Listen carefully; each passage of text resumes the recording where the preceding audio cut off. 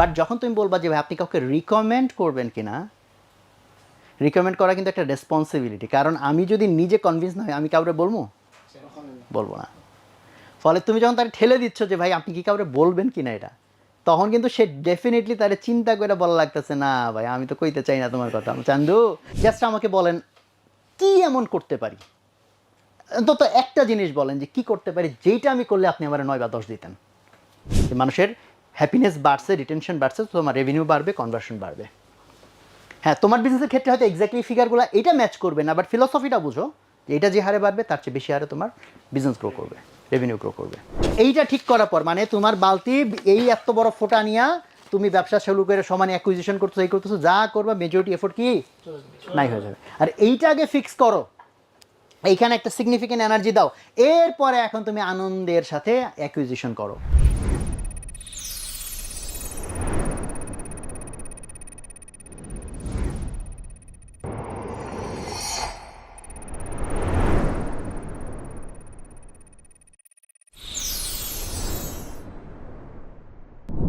So এই চারটা প্রশ্নের পরেই আমরা একটা জিনিস শিখবো, এটার সাথেই related, NPS, net promoter score. এটা গ্লোবাল ইউজ হয়, তোমরা এটা এক্সপিরিয়েন্স করছো, হয়তো নাম জানো না, নেট প্রমোটার স্কোর।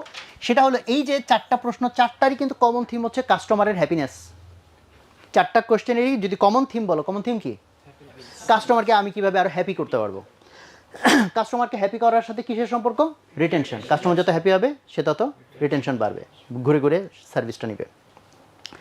কন্টিনিউয়াসলি কাস্টমারের হ্যাপিনেস কীভাবে আমি মেজারমেন্ট করতে থাকবো যাতে এটা কন্টিনিউয়াস আমার চোখের সামনে থাকে, এটার একটা সিস্টেম ডেভেলপ করে ফেলতে পারো।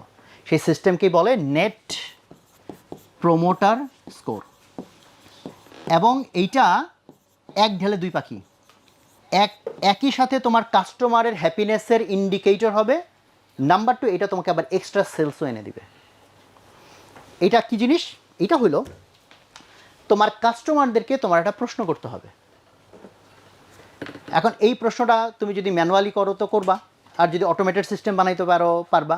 আমি বলার পরে দেখবে এরকম অটোমেটেড সিস্টেম তোমরা বিভিন্ন জায়গায় দেখছো, রকমারিতে মেবি দেখছো, খেয়াল করছো কিনা জানি না। সেটা হলো তোমার কাস্টমার যখন তোমার সার্ভিস নেওয়াটা শেষ করে ফেলবে, সেই সার্ভিসটা নিয়ে ফেলছে, প্রোডাক্টটা কিনে ফেলছে বা কনজিউম করে ফেলছে, এক্সপিরিয়েন্স করে ফেলছে, তুমি তাকে জিজ্ঞেস করবা যে এই যে আপনি আমার প্রোডাক্টটা নিলেন বা সার্ভিসটা নিলেন, এইটা আপনি অন্য কাউকে রিকমেন্ড করবেন, আপনার ফ্যামিলি হোক, ফ্রেন্ডস হোক, কলিগ হোক, এইটার চান্স কত? 1 থেকে 10-এর মধ্যে এটার চান্স কত? 10 মানে করবই করবো রিকমেন্ড, আর 1 বা 0 মানে জীবনেও আপনার এই প্রোডাক্ট আমি রিকমেন্ড করবো না।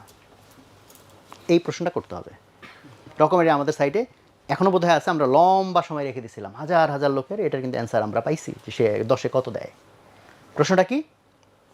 ইংরেজিতে যেমন রয়্যাল লিখছে, how likely are you to recommend our service to your friend or colleague or your family বা অ্যাকাউন্টেড ওয়ান, মানে তো আপনার পরিচিত কাউকে বা আপনার এরকম কাউকে, কানেক্টেড কাউকে আপনি এটা রেকমেন্ড করবেন, এটার চান্স কত?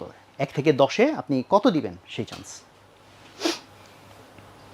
এখন তুমি আমাকে বলতে পারো ভাই এই প্রশ্নটা এটা করলে হয় না, আপনি আমার সার্ভিসে হ্যাপি কিনা 1-এ 10 দেন, মানে 0 থেকে 10-এর মধ্যে দেন। 10 মানে সুপার হ্যাপি, 0 মানে আমি একদম স্যাড বা অ্যাংরি।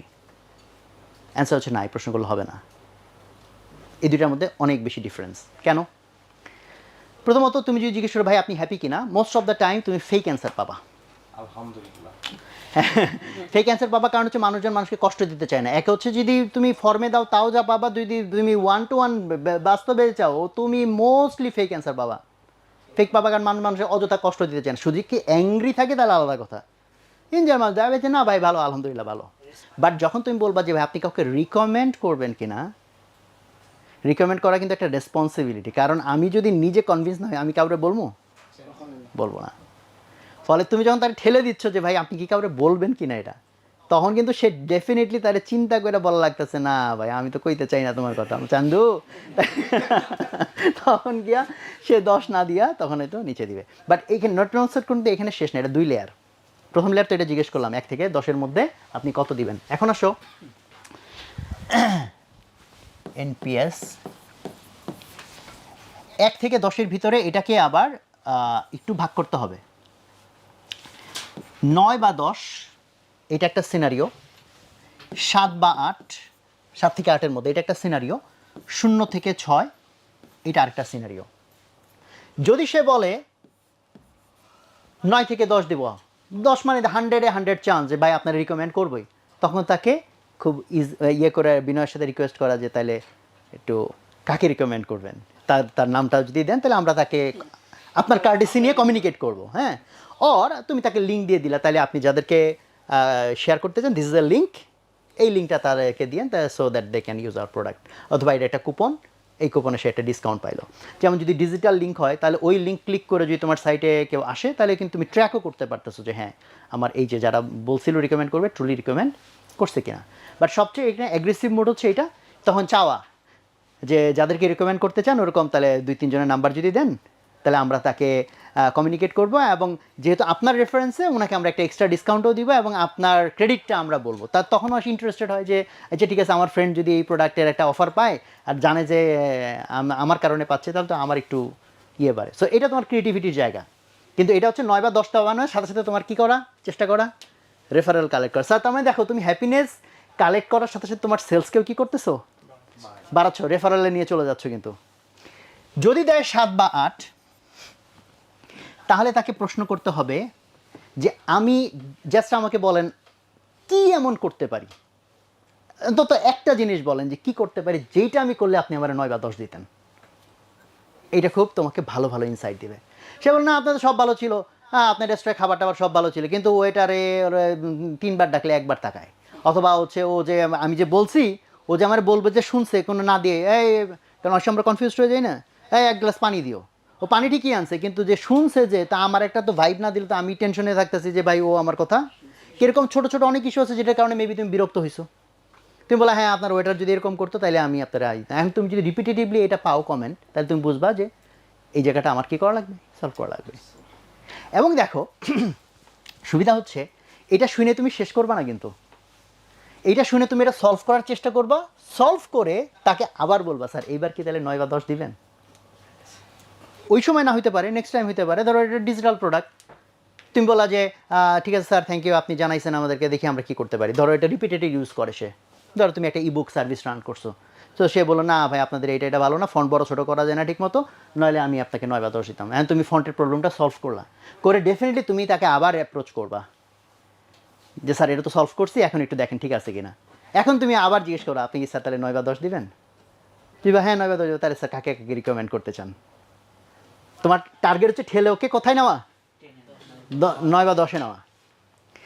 আর এটা যদি হয় 0 to 6 মানে হচ্ছে তারা যথেষ্ট অ্যাংরি, এখনই বলা যাবে ভাই আপনি রেফারেল দেন, মায়েরও খাওয়া লাগতে পারে। হ্যাঁ, তো এই জায়গাটাতে প্রশ্নটা হচ্ছে এখানেও সেম জিনিস, যে আপনি যদি জাস্ট বলেন আমাকে যে একটা জিনিস কোনটা আমার আগে সলভ করা উচিত, তা আমরা সর্বোচ্চ চেষ্টা করবো এটা সলভ করার জন্য।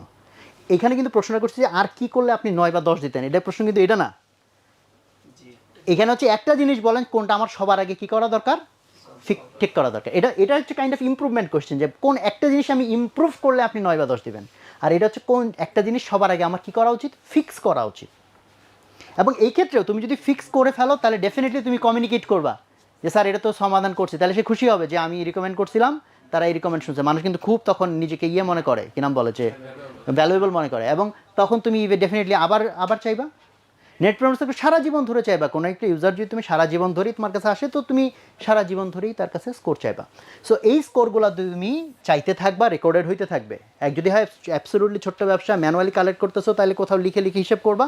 বাট এই জামানায় তার ম্যানুয়ালি ব্যবসা আমরা খুব বেশি করি না, সবাই আমরা ডিজিটাল ব্যবসা করি। সো ডিজিটাল ব্যবসা যদি হয় তাহলে এই যে সার্ভে ফর্ম আছে, সার্ভে ফর্মের মধ্যে দিয়েই কমিউনিকেশন হয়ে যাচ্ছে, ইমেলের মাধ্যমে হোক, নোটিফিকেশনের মাধ্যমে হোক, হোয়াটসঅ্যাপের মাধ্যমে হোক, অথবা ওয়েবসাইটের ভিতরেই তুমি দিয়ে রাখলা। আমরা যেমন ওয়েবসাইটের ভিতরে এটা দিয়ে রাখছিলাম, তো সেক্ষেত্রে আমার ওখানে কি কন্টিনিউয়াস ডেটা জেনারেট হয়ে যাচ্ছে। সো ডেটা জেনারেট হয়ে হয়ে তুমি এভরি উইকে হোক, এভরি মান্থে হোক, তুমি ক্যালকুলেট করো যে এই মাসে যতগুলো রেটিং পেয়েছি সেটার অ্যাভারেজ কত। সেটার অ্যাভারেজ আসছে মনে করো তোমার 8.5, আর আরেক মাসে অ্যাভারেজ আসছে মনে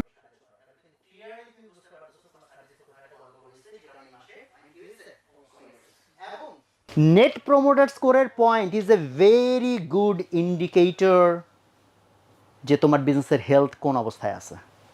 এবং এখানে ওরা 2-3টা এক্সাম্পল দিছে, যেমন একটা এক্সাম্পল বলি, ওদের স্টাডি থেকে দেখাইছে একটা কোম্পানি, ওই মোস্ট প্রবাবলি নামটা কি নেটফ্লাই বা হোয়াট এভার নামটা ভুলে গেছি, ওদের কোম্পানির কেস স্টাডিতে ওরা পাইছে 20% যদি ওদের নেট প্রমোটার স্কোরের ইনক্রিজ হয়, ওদের কনভার্সন ইনক্রিজ হয় প্রায় 65% এবং ওদের রেভিনিউ ইনক্রিজ হয় প্রায় 51 বা সামথিং 50%-এর কাছাকাছি রেভিনিউ ইনক্রিজ হয় যদি এনপিএস 20% বাড়ে। খেয়াল করছো বিষয়টা, যে এনপিএস তোমার যদি 20% বাড়ে, রেভিনিউ 50% বাড়ে, মানে তার চেয়ে আরও বেশি হারে বাড়ে। মানুষের হ্যাপিনেস বাড়ছে, রিটেনশন বাড়ছে, তোমার রেভিনিউ বাড়বে, কনভার্সন বাড়বে। হ্যাঁ, তোমার বিজনেসের ক্ষেত্রে হয়তো এক্স্যাক্টলি ফিগারগুলো এটা ম্যাচ করবে না, বাট ফিলসফিটা বুঝো যে এটা যে হারে বাড়বে তার চেয়ে বেশি হারে তোমার বিজনেস গ্রো করবে, রেভিনিউ গ্রো করবে। ঠিক আছে, তাহলে আমরা এই একটা অংশ শেষ করলাম, সেটা হলো যে রিটেনশনের কোয়েশ্চেন, এবং এটার সাথে আমরা অ্যাড করে নিলাম হচ্ছে যে রিটেনশন কন্টিনিউয়াসলি, রিটেনশন মাপা মানে তো হ্যাপিনেস মাপা, হ্যাপিনেস মাপার জন্য কন্টিনিউয়াসলি আমরা একটা নেট প্রমোটার স্কোরের আইডিয়া যেটা ইউজ করতে পারি। এটা গ্লোবাল ইউজ হয়, তুমি প্রচুর সার্ভেতে পাবা, এই রিকগনাইজড কোম্পানিগুলো এটা ইউজ, বিশেষ করে আর্লি স্টেজে এটা করেই করে। ঠিক আছে, তো রাইটার এখানে একটা এইটার সাথে রিলেট করে একটা জিনিস এখানে অ্যাড করছে, I think which is important. সেটা হলো আমরা এই যে দেখো কাস্টমারের হ্যাপিনেস নিয়ে অনেক কথা বলতেছি। তোমার বিজনেসের কাস্টমার যখন তুমি চিন্তা করো, always it's an external entity, তাই না? যে কাস্টমার ওভার দের কোনো এক জায়গায় আছে, তাদেরকে আমি সার্ভ করতেছি। বাট সবার আগে তুমি তোমার ঘরের মধ্যে তাকাও না কেন? কারণ যে লোকগুলা মিলে তোমার কোম্পানিটা দাঁড় করে রাখছে, তাদের হ্যাপিনেস কোনো বিষয় না। তারা যদি হ্যাপি না হয়, তাহলে কি তারা তাদের কাস্টমারকে হ্যাপি করতে পারবে? তোমার ঘরের মধ্যে লোক, তোমার যারা টিম মেম্বার আছে, তারা হ্যাপি না, তাহলে তাদের মাধ্যমে তুমি এমন কিছু আসলে সার্ভিস ডিজাইন করতে পারবে না যেটা দিয়ে তোমার কাস্টমারও হ্যাপি হবে। সো বলছে যে নেট প্রমোটার স্কোর আইডিয়া, এটা তুমি তোমার কোম্পানির ভিতর আগে অ্যাপ্লাই করো। বাট কোম্পানির ভিতরে তো আর এই প্রশ্ন করলে হবে না যে তুমি আমার প্রোডাক্ট আবার কিনবা কিনা, সেটা। বাট কোম্পানির ভিতরে এই প্রশ্নটা করতে হয় এভাবে যে তুমি তোমার এমপ্লয়িকে জিজ্ঞেস করবা যে এই কোম্পানিতে তুমি তোমার কোনো একটা ফ্রেন্ড বা পরিচিত কাউকে রিকমেন্ড করবে কিনা এখানে জয়েন করার, এইটাতে তুমি একের থেকে 10 মধ্যে কত দিবা। যেমন আমরা গত মাসেও রকমের এটা করছি, 80%-এর মতো আমাদের আসছে এটা এনপিএস, আলহামদুলিল্লাহ, that's a very good score. প্রশ্নটা কি, তোমার ফ্রেন্ড বা তোমার পরিচিত, তোমার ক্লোজ কাউকে এই কোম্পানিতে তুমি জব করার জন্য রিকমেন্ড করবা কিনা, 1 থেকে 10-এর মধ্যে তুমি কত দিবা। সো এই কাজটা করার মাধ্যমে তুমি কিন্তু দেখো আরও বিগার প্রবলেম সলভ করতেছো, তোমার ঘরের সমস্যা। সারপ্রাইজিং আইডিয়া, তুমি হয়তো ভাবতে পারো আমার এমপ্লয়িরা সব হচ্ছে হ্যাপি, বাট তুমি গিয়ে এবং এটা অ্যানোনিমাসলি করলে সবচেয়ে বেশি ভালো, বিকজ অনেকেই তখন হয়তো শাই ফিল করে তোমাকে রাইট দিবে না। সো যেটা তুমি ইয়েভাবে করতে পারো অ্যানোনিমাসলি, মানে যে কে কোন কী লিখছে এটা জানার উপায় নেই, তো একটা বক্স টক্স কিছু দিয়ে দিলা, অথবা এমন একটা লিঙ্ক দিলা যেখানে তার কোনো দিতে লাগবে না, হ্যাঁ, ইনকগনিটো মুডে, মানে তাকে কোনো ইনফরমেশন দেওয়া লাগবে না, সে জাস্ট দিল, এবং সে একই রকম, তুমি 9-10 পাইলে আলহামদুলিল্লাহ ভালো। এই মুহূর্তে তাকে রিকমেন্ড করতে হবে তা না, বাট তুমি বলতে পারো যে তাহলে তো এরকম কারো সিভি দিয়ে রাখতে পারো, আমাদের ওপেনিং থাকলে আমরা নিব, আর যদি না হয়, কম নাম্বার হয়, তাহলে একই রকম প্রশ্ন করা। ঠিক আছে, এবং এটা কিন্তু খুব ইম্পর্ট্যান্ট একটা জিনিসে নিয়ে আসছে, ওই যে দেখা হয় নাই চক্ষু মেলিয়া ঘর হইতে দুপা ফেলিয়া, তুমি পড়ছো না কবিতা? দেখিতে গিয়াছি কি জানি, পর্বতমালা দেখিতে গিয়াছি সিন্ধু, দেখা হয় নাই চোখ মিলিয়া ঘর হতে দুপা ফেলিয়া, একটি ঘাসে শিশির উপর একটি শিশির বিন্দু। হয়তো মেবি একটু ভুলভাল বলছি, বাট থিমটা কি, যে পর্বতমালা দেখতে গেছো, অমুক দেখতে গেছো, বাট ঘরের সামনে একটা তুই সেটা দেখো নাই। তো আমাদের বিজনেসের ক্ষেত্রে এটা হয়, আমরা কাস্টমার নিয়ে বহুত আগডুম বাগডুম চিন্তা করতেছি, বাট আমার ঘরের মধ্যে যারা আমার প্রথম কাস্টমার কোম্পানির, যে আমার টিম মেম্বাররা, তারা যদি রাইটলি ট্রিটেড না হয়, আমি আমার কাস্টমারকে রাইট ট্রিটমেন্ট দিতে পারবো না। So solve that at first. Okay, so retention related আমরা বলছিলাম 4-5টা থিম হয়তো আলোচনা করব। একটা থিম গেল যে কোয়েশ্চেন করা, যে বেসিক 4টা প্রশ্ন, সেটার সাথে রিলেটেড জিনিস আলাপ করলাম। এরপরে আমরা যে মেথডটাতে যেতে চাই সেটা হচ্ছে চার্ন সার্ভে। চার্ন শব্দটার সাথে অনেকেই দেখছেন পরিচিত না। চার্ন মানে হচ্ছে ঝরে যাওয়া, মানে হচ্ছে রিটেনশনের উল্টাটাকে বলে চার্ন। রিটেইন করা মানে হচ্ছে এলো কাস্টমার আমি ধরে রাখতে পারছি, আর চার্ন হয়েছে মানে কি হয়েছে, ঝরে গেছে। তো চার্ন সার্ভে মানে এতক্ষণ আমরা যে জিনিসটা পড়ছি এটার সাথেই রিলেটেড, এটা নিয়ে অনেক লম্বা আলাপ করতে হবে নেসেসারি না, বাট যতটুকু আলোচনা দরকার এটুকু খুব ইম্পর্ট্যান্ট। তোমার যে কাস্টমারটা ঝরে গেছে, এক হচ্ছে তোমার রিটেনশনের মধ্যে আছে যে কাস্টমার, তাদেরকে জিজ্ঞেস করলে আপনারা হ্যাপি কেমন হতে পারেন ইত্যাদিতে, সেটা তো আছে। বাট এই জায়গায় স্পেসিফিক্যালি টার্গেট যে কাস্টমার অলরেডি ছুটে গেছে মানে কি? ছুটে গেছে মানে এটা ডেফিনেটলি ছুটে যাওয়া মানে কি? যেমন ধরো যদি হয় এটা সাবস্ক্রিপশন বেসড কোনো একটা সার্ভিস, তাহলে ছুটে যাওয়া ইজ ভেরি ক্লিয়ার যে সাবস্ক্রিপশন সে ক্যান্সেল করে দিছে। কিন্তু কিছু কিছু ক্ষেত্রে ছুটে যাওয়া কিন্তু ডিফাইন করে নেওয়ার বিষয় আছে। ফর এক্সাম্পল তুমি একটা ই-কমার্স রান করো, ফলে একটা কাস্টমার 3 মাস আগে অর্ডার দিছে, 3 মাসের মধ্যে অর্ডার দেয় নাই, তাহলে কি সে কি আসে না ছুটে গেছে? এটা কি বলবা? এটা বলা যায় না, বিকজ এটা তোমাকে ডিফাইন করে নিতে হবে। যেমন যদি হয় যে সেই লোকটা এমন একটা প্রোডাক্ট কিনে যে প্রোডাক্টটা বছরে 2 বার কিনলেই হয়, তাহলে 3 মাস, হ্যাঁ শীতের জামা ফর এক্সাম্পল, তাহলে 3 মাসের মধ্যে ফিরে আসে নাই, তাহলে তুমি এখনই বলতে পারতেছো না সে চার্ন হয়ে গেছে। বাট মনে করো যে সে টুথপেস্ট কিনে, এবং মনে করো যে বা এমন একটা জিনিস কিনে যেটা এভরি মান্থ কিনতে হয়, বা ধরো বাচ্চার ডায়াপার কিনে, 3 মাসের মধ্যে ডায়াপার কিনে নাই, there is a huge chance যে সে লোক আসলে আমার থেকে কি হয়ে গেছে, ছুটে গেছে। ফলে এই ক্ষেত্রে চার্নের জন্য তুমি, যে ক্ষেত্রে সাবস্ক্রিপশন মডেল না, যে মানুষজন টাইম টু টাইম পারচেস করে, সেক্ষেত্রে তোমার ডিফাইন করে নিতে হবে। এটা কোনো এরকম গ্রামার নাই, জাস্ট তুমি তোমার বিজনেস মতো তুমি ধরে নাও একটা কিছু, সমস্যা তো কিছু নাই, যেটা ধরবো ওইটা সাপেক্ষেই সবসময় ক্যালকুলেট করবা। তুমি ধরে নিলা যে ভাই যদি কেউ আমার কাছ থেকে যে ডে টু ডে জিনিস কিনে, গ্রোসারি কিনে, ইত্যাদি কিনে, তাহলে যদি সে 1 মাসের মধ্যেও আর না কিনে, তাহলে ধরে নিব সে কী হয়ে গেছে, চার্ন হয়ে গেছে। যদি অন্য প্রোডাক্ট লাইন হয় এমন যে সে বছরে 1-2 বার কেনার কথা, তাহলে হয়তো 1 বছর টাইম লাইন ধরলা, 1 বছরের মধ্যে যদি আর দেখি যে সে কেনে নাই, তাহলে আমি ধরবো সে কী হয়ে গেছে, চার্ন হয়ে গেছে। তোমার যদি এটা হচ্ছে শিক্ষা প্রতিষ্ঠান হয়, কোচিং সেন্টার হয়, যে ঠিক আছে ভাই একটা সারা বছরের জন্য একাডেমিক কোর্স চলে, সো 2 মাস পড়ার পরে স্টুডেন্ট আর আসতেছে না, তার মানে কি সে চার্নড হয়ে গেছে, তাই না?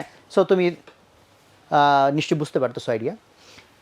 চার্ন যারা হয়ে গেছে তাদের ক্ষেত্রে তোমাকে আসলে কী করতে হবে, গবেষণা করতে হবে ও চার্ন কেন হইলো। চার্ন কেন হইলোর ক্ষেত্রে তুমি ডিরেক্টলি প্রশ্ন করলা যে ভাই আপনি কেন আর আমাদের এখানে আসেন না, বা কেন আর কিছু কেনেন না। মোস্ট অফ দ্য টাইম বল না ভাই আসলে আসবো, সময় পাই না, কিনবো, অর্ডার দিব, এই ব্যস্ত ছিলাম, ইত্যাদি। এটা হয়তো রিয়েল রিজন পাবা না। তো এই জন্য হেল্পফুল হচ্ছে যে গবেষণা করে টোরে তারা দেখছে যে কোন প্রশ্নে কাজ হয়, সেরকম 2টা প্রশ্ন এখানে ওনারা দিচ্ছেন, চার্ন সার্ভে ক্ষেত্রে খুব ভালো কাজ করে। সেটা হচ্ছে তুমি তাকে এইটা জিজ্ঞেস করবা যে আপনি প্রথম কবে ভাবলেন যে আমাদের সার্ভিস আর আপনি নেবেন না। এক্স্যাক্টলি এই প্রশ্নটা তোমরা কি কেউ ধরতে পারছো এই প্রশ্নের সুবিধা কি? হ্যাঁ, তুমি তার থটস ধরতে পারবা, কারণ তুমি জিজ্ঞেস করছো যে আপনার প্রথম কবে মনে হইলো। কারণ দেখো, মানুষ যদি বিরক্ত হয়ে তোমার সার্ভিস আর নিতে না চায়, তাহলে বিরক্তি হইতে কোনো একটা জায়গায় গিয়ে কিছু একটা দেখে এমন তার মনে হয়েছে যে আমি আর কিনবই না, বা আমি আর এখানে থাকবই না। ফলে যখন তুমি এইভাবে প্রশ্ন করবে যে কবে, কারণ কবে বলার মাধ্যমে কোন দিন, মানুষকে তখন একটা ঘটনা তাকে মনে করতে হয়, ঘটনা মনে করতে গেলে সে ডিটেইলে ঢুকতে কি হয়, বাধ্য হয়। দেখো কোয়েশ্চেন কত পাওয়ারফুল জিনিস। তুমি যে জিজ্ঞেস করলা যে ভাই আপনি কেন চলে গেছেন, ভার্সেস কবে আপনি প্রথম ভাবছিলেন যে আমি আর এই সার্ভিস ইউজ করব না। খেয়াল করো, যেদিন প্রথম ভাবছিল মেবি সেদিন না, তারও বহুত পরে গিয়ে সে সার্ভিসটা হয়তো ছাড়ছে। খেয়াল করো প্রশ্নটা কি, কবে প্রথম ভাবছিলেন যে আপনি আমাদের সার্ভিস বা প্রোডাক্ট ইউজ আর করবেন না, বা অল্টারনেটিভ কোনো কিছুতে সুইচ করবেন, কবে প্রথম ভাবছিলেন? তাহলে দেখো, চিন্তা করো, আবার খেয়াল করো কবে প্রথম ভাবছিলেন। তাহলে এটা অ্যান্সার করার জন্য তাকে কিন্তু তাহলে সিরিজ অফ ঘটনা ভাবতে হবে। হ্যাঁ ভাই আমি প্রথম অমুক দিন বিরক্ত হয়েছি, তারপরে এই ঘটনা ঘটছে, তারপরে লাস্টে গিয়া আর ইউজই করবো না। অ্যান্ড দেন সেকেন্ড কোয়েশ্চেন, এটাও রিলেটেড, যে আপনি যেই দিন আলটিমেটলি ছেড়েই দিলেন আমাদের, তার ঠিক আগে বা পরে কেন ছাড়লেন না? এখন দেখো, যে লোক তোমার কাছ থেকে ছুটে গেছে তারে তুমি এইসব প্রশ্ন করবা, আর সে একদম হাসি মুখে তোমার তো সব অ্যান্সার দিবে না, হওয়ার সম্ভাবনাই বেশি। ফলে চার্ন সার্ভের ক্ষেত্রে তোমাকে অ্যাকচুয়ালি একটু এক্সট্রা পদক্ষেপ নিতে হবে। এক্সট্রা পদক্ষেপ বলতে তোমাকে তাকে একটু সুন্দর করে বুঝায় টুজায়া, প্রয়োজন তাকে কিছু একটা আগে গিফট পাঠাই দিয়ে, স্যার আমরা খুব সরি আপনি অনেকদিন আসতেছেন, আপনার জন্য একটা গিফট পাঠাইছি, সাথে আমরা একদিন একটু চাইতেছিলাম যে ওভার দ্য ফোন হোক, আমরা একটু 5 থেকে 7 মিনিট হয়তো লাগবে, আপনার সাথে একটু আমরা শুনতে চাই। তো তুমি তাকে একটা গিফট অফার করো, একটু নাইস বিহেভিয়ার করো, কিছু একটা দাও, আপফ্রন্ট দাও, বা কিছু একটা কমিট করো, বা যদি সাবস্ক্রিপশন হয় যে স্যার আপনার জন্য এক্স মাসের আর ফ্রি সাবস্ক্রিপশন আমরা করছি, বাট আমাদেরকে একটু সময় দিবেন না, আমরা জাস্ট একটু আমাদের নিজেদের ডেভেলপমেন্টের জন্য আপনার থেকে একটু জানতে চাই, এই মুহূর্তে না পারেন কখন ফোন দিলে পারবেন, তার সাথে এইভাবে তুমি time now. But these are very valuable conversations. ফলে এরকম কনভারসেশন তুমি কয়েকটা রান করো, দেখবে তুমি খুব সুন্দর সুন্দর আউটপুট পাচ্ছ। তাহলে প্রথম প্রশ্ন হচ্ছে যে কবে প্রথম ভাবছিলেন যে আমাদেরকে ছাইরা দিবেন, আর দ্বিতীয়ত হচ্ছে যে যেই দিন ছাইরেই দিলেন তার আগেই কেন ছাড়লেন না, বা আরও কিছুদিন কেন কন্টিনিউ করলেন না। এই দুইটা প্রশ্নর আসলে ফজিলত কেমন, তুমি প্রশ্ন দুইটা করবা, আসলে ট্রুলি কনভারসেশন রান করবা, দেখো তুমি আসলে কত ইনসাইট পাও, ভার্সেস তুমি লিটারালি ট্রাই করবা জাস্ট নর্মালি জিজ্ঞেস করবা ভাই আপনি আমাদেরকে ছেড়ে দিয়েছেন কেন, দেখো যে তুমি সেম অ্যান্সার পাও কিনা। কি তোমার কমন সেন্স কি বলে, সেম অ্যান্সার পাবা, অনেক বেশি ডিটেল পাবা। ঠিক আছে, সো এই ডিটেলগুলা পাওয়ার পরে ডিটেল জেনে বসে থাকলা তাহলে তো আর কাজ হবে না। ডিটেল জানার পর কাজ কী হবে, সমাধানের জন্য। হ্যাঁ, তাহলে সে যা প্রবলেম বলছে, এবং তুমি জাস্ট একটা ইউজারের ইয়ে থেকে তো তুমি আসলে ডিসিশন নিলে হবে না, কারণ 100 জন 100 রকম চাইবে, কেউ খুবই ইলজিক্যাল টাইপ, এমন কিছু চাইবে যে ভাই নিজের কলিজা কাইটা বোনা করে খাওয়াই দিল, বলবে এর মধ্যে লবণ বেশি হয়েছে কেন। হ্যাঁ, তো এরকম মানুষও আছে। কাজেই ধরো তোমার ডেফিনেটলি 1-2 জনের কথা থেকে তো হবে না, ডেফিনেটলি তোমার চার্ন্ড হওয়া, তুমি এনাফ কাস্টমারের সাথে কথা বলো, এনাফ মানে কত সেটা তোমার বিজনেস সাইজের উপর ডিপেন্ড করবে, বাট কথা বলো। এই আর্লি স্টেজে তোমার তো কাজই হচ্ছিল কথা বলা, কাস্টমারের সাথে ইন্টারাক্ট করা, ভ্যালুয়েবল আইডিয়া পাবা তুমি, যেটা তুমি ইমপ্লিমেন্ট করে তোমার সার্ভিসকে ইমপ্রুভ করবা। ঠিক আছে কথা। সো এটাকে বলে চার্ন সার্ভে। এটা গেল আমাদের দুইটা স্ট্র্যাটেজি, প্রথম স্ট্র্যাটেজি গেল কোয়েশ্চেন স্ট্র্যাটেজি, দ্বিতীয় গেল চার্ন সার্ভে স্ট্র্যাটেজি। এখানে আমি তেমন কিছুই লিখি নাই, সো জাস্ট 1 আর 2 লিখে রাখি। একটা হচ্ছে ফার্স্ট কবে চিন্তা করছিলেন, আর দ্বিতীয়ত যেই দিন ছাড়ছেন তার আগে ছাড়েন নাই কেন, বা আরও পরে ছাড়েন নাই কেন। হ্যাঁ, ঠিক আছে। আর সেই সাথে এগুলো জানার পরে বের করতে হবে যে আমি এই কারণগুলোকে কীভাবে কী করব, সলভ করব, কীভাবে সে এই জিনিসগুলোকে অ্যাভয়েড করব। এরপরের যে জিনিসটা এইটাকে বলে হচ্ছে রেড ফ্ল্যাগ মেট্রিক। এই 3 নাম্বার আমি ইয়েটা বলতেছি, স্ট্র্যাটেজি বলতেছি, রেড ফ্ল্যাগ মেট্রিক।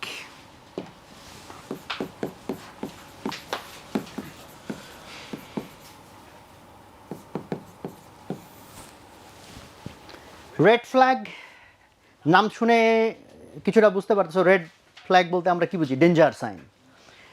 এটা হলো চার্ন সার্ভেরই কাইন্ড অফ আরেকটা অল্টারনেটিভ।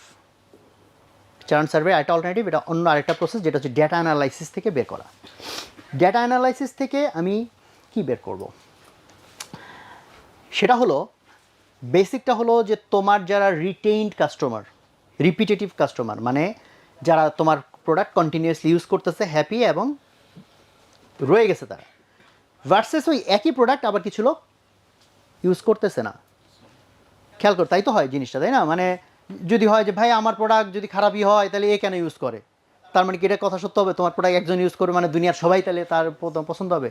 তার মানে ডেফিনেটলি কি মানুষ টু মানুষ ভ্যারিয়েশন আছে, তাদের পছন্দের ভ্যারিয়েশন আছে, তাদের নিডের ভ্যারিয়েশন আছে, যে কারণে ওর কাছে ওর নিড ফুলফিল হচ্ছে, ও রয়ে গেছে, আর এর নিড ফুলফিল হচ্ছে না, তাই সে চলে যাচ্ছে। আর দুনিয়া সবার নিড ফুলফিল তুমি করতে পারবা এটা তো প্র্যাকটিক্যালি সলভ না, বাট অ্যাটলিস্ট তোমার তোমার সলিউশন দিয়ে যত বেশি লোক তুমি কাভার করতে পারো সেটা তো তুমি ট্রাই করবা। তো সেইটা ট্রাই করার ক্ষেত্রে খেয়াল করো, তোমরা এই শব্দটা অনেকবার শুনছো হয়তো, টিজি, টার্গেট মার্কেট, টার্গেট গ্রুপ, শুনছো না? টার্গেট গ্রুপকে, এটা মানে কত ইম্পর্টেন্ট, এটা যত বিজনেসে আরও ম্যাচুরিটি অর্জন করবা তত বুঝতে পারবা। সো রেড ফ্ল্যাগ মেট্রিকও অ্যাকচুয়ালি তোমাকে টিজি চেনাবে, টার্গেট গ্রুপ কারা, ট্রুলি টার্গেট গ্রুপ কারা, এটা চেনাইতে হেল্প করবে। So what is red metric flag? সেটা হচ্ছে তোমার যারা রিটেইনড কাস্টমার,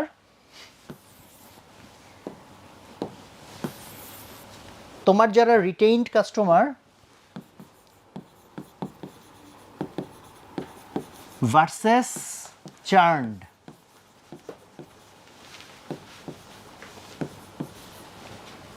এই দুই গ্রুপ লোকের ভিতরের বৈশিষ্ট্যের ডিফারেন্স কোথায়। এবং এটা কিন্তু ধরো অনেক ডেটা দেখার এবং অনেক মাথা ঘামানোর বিষয়। এই বৈশিষ্ট্য তুমি জাস্ট প্রথমেই দেখি বুঝে ফেলবা এমন না, বিকজ তোমার হয়তো এনাফ বৈশিষ্ট্যর জানাই নাই, কারণ তোমার কাছে যদি কাস্টমারের এনাফ ডেটা না থাকে তুমি কিন্তু এই গবেষণার ভিতরে ঢুকতেই পারতেছো না। So let me give you examples. For example তুমি একটা কিছু একটা সার্ভিস বিক্রি, ফর এক্সাম্পল তুমি একটা অর্গানিক খাবার বিক্রি করো, বা মেবি একটা ড্রেস বিক্রি করো। আচ্ছা, তুমি যে ড্রেস বিক্রি করো, যে ডিজাইন, যে প্রাইস রেঞ্জ, যেরকম ফেব্রিক, তাতে দুনিয়ার সবার পছন্দ হবে, এটা কি হওয়া সম্ভব? এক গ্রুপের পছন্দ হবে, এক গ্রুপের পছন্দ হবে না। যারা খুব লাক্সারি চায়, খুবই পশ চায়, টাকা কোনো বিষয় না, তাদের যে চয়েস, আর যে ভাই আমারও তো লাক্সারি টাকা হয় না, মোটামুটি হইলে এলো, বাট আমার ভাই কম টাকার মধ্যে দরকার, তার যে চয়েস, এটা কি সেম হবে? হবে না। এখন তুমি এই থিঙ্কিং ঠিক মতো করোই নাই, আন্দাজে ব্যবসা শুরু করে ফেলছো, কোনো একটা ফ্যাব্রিক নিয়ে ফেলছো, কোনো একটা ডিজাইন ভালো লাগছে নামায় ফেলছো, বাট তুমি ট্রুলি চিন্তাই করো নাই তোমার টার্গেট অডিয়েন্স আসলে কে। অ্যান্ড দেন তুমি ফেসবুকে একটা র্যান্ডম অ্যাড চালাইছো, এখন কপাল ভালো, কিছু ক্ষেত্রে খারাপ, সব কিছু মিলাই কিছু কাস্টমার পাইছো, কিছু কাস্টমার তোমার প্রোডাক্ট কিনে নেই।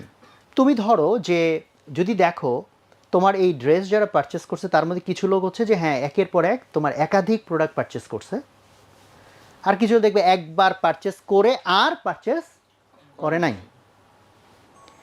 তাহলে এখন তুমি বসছো যে যারা আমার কন্টিনিউয়াস পারচেস করতেছে তাদের কি কি বৈশিষ্ট্য আছে, অ্যান্ড বৈশিষ্ট্যের মধ্যে কি কি পড়ে? অনেক কিছু পড়ে, ডেমোগ্রাফি থেকে শুরু করে লট অফ থিংস পড়ে।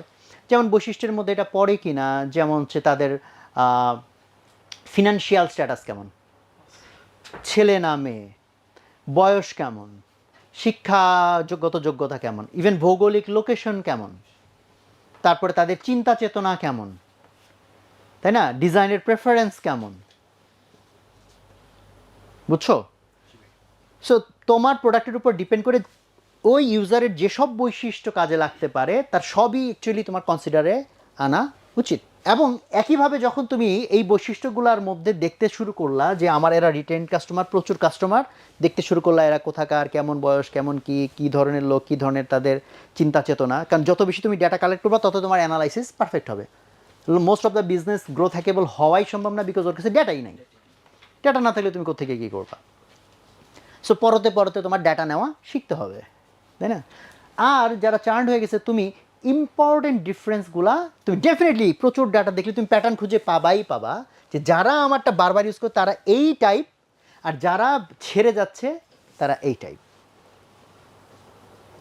তাহলে এখন এখান থেকে তোমার সমাধানের অনেকগুলো রাস্তা আসতে পারে। তোমার চার্ন্ডের ক্ষেত্রে তুমি দেখলা যারা এই টাইপ এবং চার্ন্ড হচ্ছেই তাদেরকে সলভ করা আমার জন্য কোনোভাবেই ফিজিবল না, তো হইতে পারে তাহলে তুমি এদেরকে অ্যাবসলুটলি বাদ দিলা, তোমার মার্কেটিং অ্যান্ড সব কিছু পুরা বাজেট তুমি এদের দিকে 1 টাকাও খরচ না করে ফুল টাকা হচ্ছে এদেরকে খোঁজার জন্য খরচ করলা। অর তুমি ভাবলা যে না, এই গ্রুপটা অনেক ছোট, আমার এই গ্রুপদের শুধু চলবে না, আমার এদেরকেও লাগবেই, তাইলে তুমি প্রোডাক্টের আরেকটা ভার্সন হয়তো আনতে পারো, প্রোডাক্টের মধ্যে মডিফাই করতে পারো, মার্কেটিংয়ের মধ্যে মডিফাই করতে পারো, সার্ভিসের মধ্যে মডিফাই করতে পারো, যেটার মাধ্যমে তুমি এদেরকে এই গ্রুপে টেনে আনতে পারবা। আমি কি বুঝাইতে পারছি? তোমাদের প্রশ্ন থাকলে বলো, আর যদি বুঝে থাকো তাহলে আর বেশি কথা বলবো না। আইসিপি কোনটা?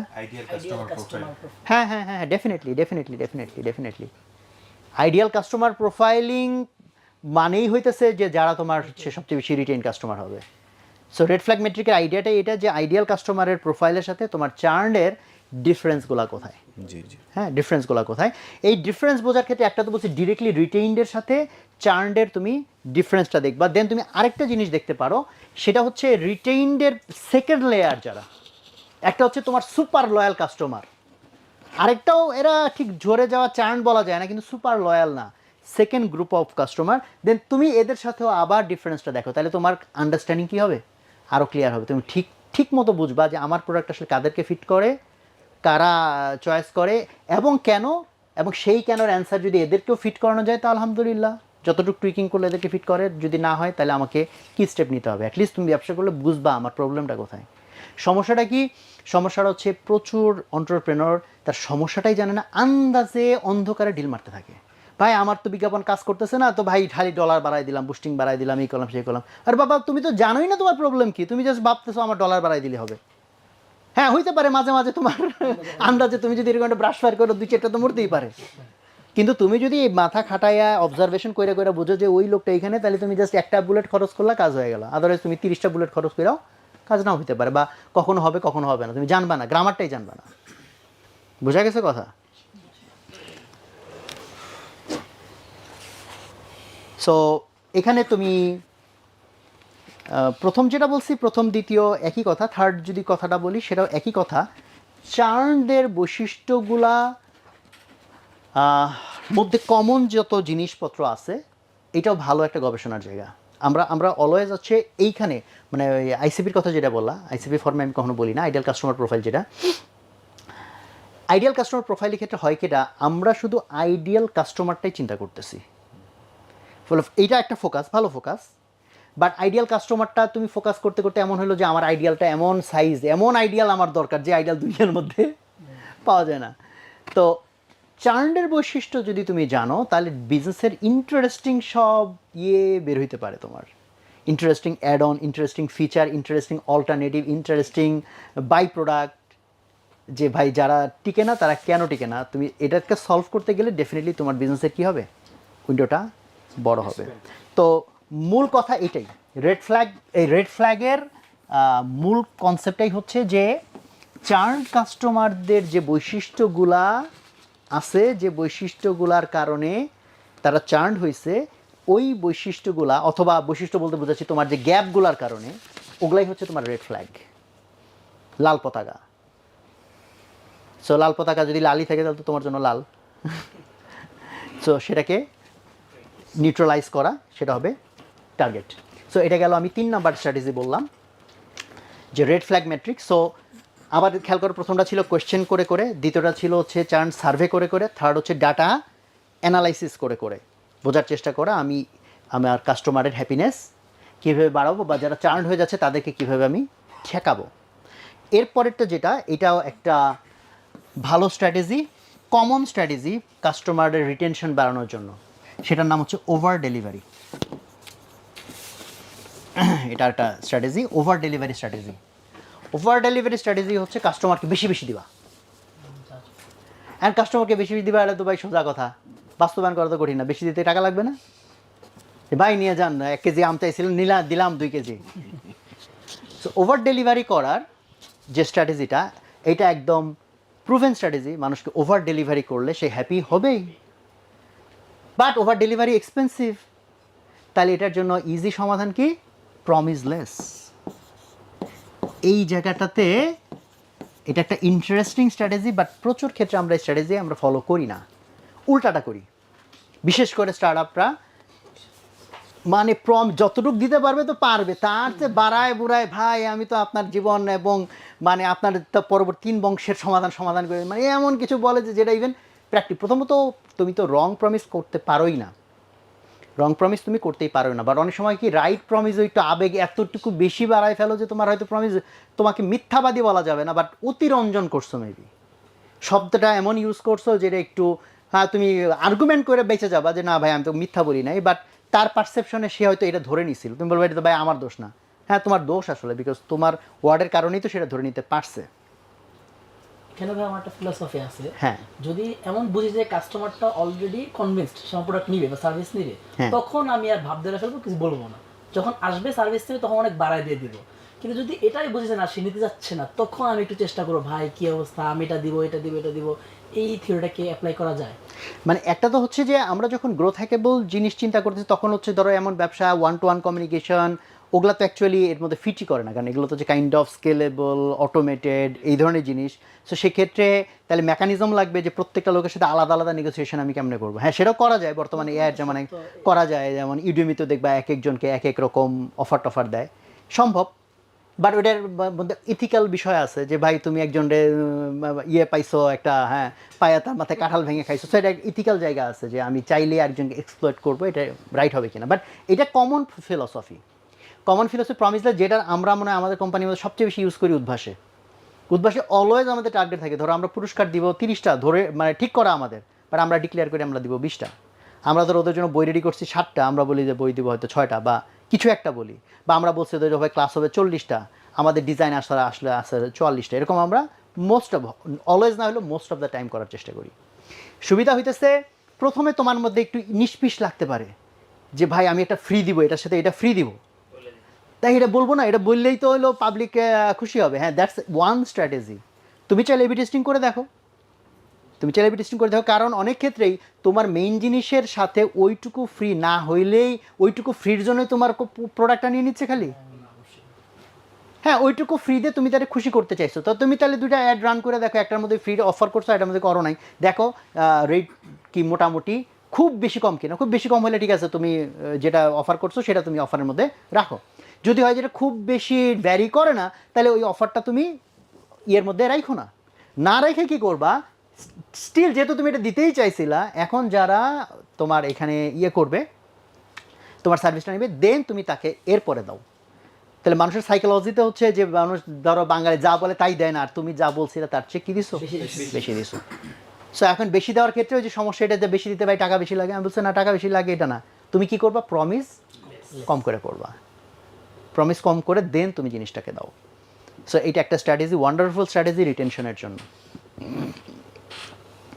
আর ফাইনালি আর ছোট্ট ছোট দুইটা পয়েন্ট বলি, 4টা পয়েন্ট বোধহয় বলছি। 5 নাম্বার পয়েন্ট যেটা বলবো, টপ অফ দ্য মাইন্ডে থাকা। প্রচুর ক্ষেত্রেই হয় তোমার প্রোডাক্ট ঠিক আছে, সার্ভিস ঠিক আছে, এভরিথিং আছে, স্টিল তোমার কাস্টমার তোমার কাছে আসে নাই, বিকজ তুমি তাকে নিয়মিত তোমার কথা জানান দাও নাই। এই ক্ষেত্রে আমরা অনেক সময় অনেক শাই, ভাই বারবার বিরক্ত করা ঠিক হবে কিনা। হ্যাঁ অবশ্যই বারবার বিরক্ত করা ঠিক হবে না। বিরক্ত কেন করবা, why don't you deliver value. যেমন ধরো তুমি সপ্তাহে একটা ইমেল পাঠাইলা তাকে, হ্যাঁ তুমি ইমেলের মধ্যে খালি তারে অফার টফার হাবি জাবি লিখে বিরক্ত করলা, রেদার তুমি তোমার কাস্টমারকে বুঝে তার জন্য ভ্যালুয়েবল কন্টেন্ট যদি পাঠাও, তারপরে প্রতি 3টা কন্টেন্টের পর 4 নাম্বার বা 5 নাম্বার কন্টেন্টে তুমি তোমার প্রোডাক্টের আবার একটু শোকেসিং নিয়ে আসো, বাদ বাকি তুমি তাকে এমন কন্টেন্ট ডেলিভার করো যেটাতে সে আরও কী করবে, খুশি হবে, ওয়েট করবে। ইভেন অনেক ক্ষেত্রে হয় কি, ইমেল মার্কেটিং বা ফেসবুকের মার্কেটিং অথবা মেবি ধরো হোয়াটসঅ্যাপের মেসেজ, এগুলো যদি নাও দেখে স্টিল লাভ হয়, সেজন্য সেন্ডার দেখে যে রকমারি.com এটা পাঠাইছে, সে যদি বডি নাও পড়ে রকমারি.com যে তার সামনে আসলো, এটা রিমাইন্ডার না। তুমি যদি বিরক্ত না করো, বিরক্ত হলে তো সে আনসাবস্ক্রাইবই করে দিবে, সো বিরক্ত করাটা উচিত না। বাট সপ্তাহে একবার তাকে টাচ করবা, এইটা বরং সে লাভ করবে যদি তুমি রাইটলি তার জন্য ভ্যালুয়েবল জিনিস ডিজাইন করো। সো এই টপ অফ দ্য মাইন্ডে না থাকা, এটা একটা major problem. Top of the মাইন্ডে থাকার জন্য দেখো অনেক রকম জিনিস আছে যেটা তোমার অনেক এক্সপেন্সিভ, লাইক তুমি ধরো কন্টিনিউয়াস বিজ্ঞাপন দিতে থাকলা, আরে ভাই ঢাকা শহরে যেই যাবে না কেন আমার নাম দেখবে, তুমি ফেসবুক খুললে আমার নাম দেখবে, হ্যাঁ you can do that, but that is really expensive. বা টপ অফ দ্য মাইন্ডে থাকার জন্য আজকাল অনেক ধরনের কিন্তু আরও সহজ কৌশল আছে। সহজ কৌশল যেমন ধরো ইউটিউবের কোনো একটা চ্যানেল তুমি খুলছো, তোমার চ্যানেলে তুমি এমন একটা ভিডিও অনেক গবেষণা করে এমন ফাটাফাটি বানাইছো, মনে করো 10 মিনিটের একটা ভিডিও, যে এই ভিডিওটা যার চোখের সামনে গেছে এবং সে যদি তোমার ইন্টারেস্টের সাথে ম্যাচ করে, তো মোটামুটি শিওর থাকো ভিডিওটা দেখে সে শেষ করবে। যদি সেই একটা ভিডিও দেখে শেষ করে, বুঝছো এখন ইউটিউবের অ্যালগোরিদম কী হবে কাহিনী, তোমার চ্যানেলের পরের বিভিন্ন ভিডিও তার সামনে বারবার বানিয়ে আসবে, তার দেখারও দরকার নাই ভিডিও। তোমার এখানে টার্গেট কি ছিল, কনভার্সন না তো টপ অফ দ্য মাইন্ড। সে আমার ভিডিও দেখে নাই, বাট চ্যানেলের বারবার সাজেশন যখন আসছে সে দেখছে আচ্ছা রকমারি, ধর রকমারি বই কথা, সে সব প্রোগ্রাম দেখে না, মেবি দেখে না দেখে, কিন্তু এই যে বই কথার প্রোগ্রাম বারবার তার চোখের সামনে আসতে, রকমারি তার মাথার মধ্যে আসতেছে না। তা দেখছি তুমি কত রকমভাবে টপ অফ দ্য মাইন্ড থাকতে পারো। তুমি তাকে বিভিন্ন গ্রুপে অ্যাড করতে পারো, বিভিন্ন রকম, তো কেন ডিজিটালি এখন চিন্তা করো, সোজা কথা এইখানে তোমার ক্রিয়েটিভিটির জায়গা, তুমি কেমনে করবে, সেটা ইমেল দিয়ে করো, তুমি হোয়াটসঅ্যাপ দিয়ে করো, SMS দিয়ে করো। ইভেন দেখো আমাদের উদ্ভাসের ক্ষেত্রে কী হয়, যে স্টুডেন্টরা আমাদের আজ থেকে 20 বছর আগে চলে গেছে, ওকেও কিন্তু বার্থডের মেসেজ আমরা দিতেই থাকি অন্তত বছরে, কেন উদ্ভাসের সে টপ অফ দ্য মাইন্ডে না থাকার তো কোনো সুযোগ নেই, সেটা বাংলাদেশে আমাদের প্রচারণা আছে, স্টিল বছরে অন্তত ওকে স্পেশালাইজডভাবে আমরা স্মরণ করি। এবং প্রচুর লোকজন কিন্তু আমাদের যে সিস্টেম থেকে যায় রাত্রি 12টা 1 মিনিটে যায়, তো প্রচুর মানে স্টুডেন্টরা বলে যে ভাই আমরা ইভেন বছরে এটা ওয়েট করি সবার আগে উদ্ভাসন মেসেজ। না মাঝখানে টেকনিক্যাল কিছু প্রবলেম ছিল, মাঝখানে কিছু সার্ভিস বন্ধ ছিল, আবার চালু হবে আর কি। বুঝতে পারছো? তো তুমি you think about the customer তোমাকে ভুলে যাবে না, তবু আমারে দেবো না ভুলিতে, আচ্ছা। তো সেটার জন্য তোমার ব্যবস্থা করতে হবে, তোমাকে ব্যবস্থা করতে হবে। এটা রিটেনশনের জন্য অনেক ইম্পর্ট্যান্ট। অ্যান্ড ফাইনালি আরেকটা জিনিস হচ্ছে এক্সক্লুসিভিটি ফিলিং।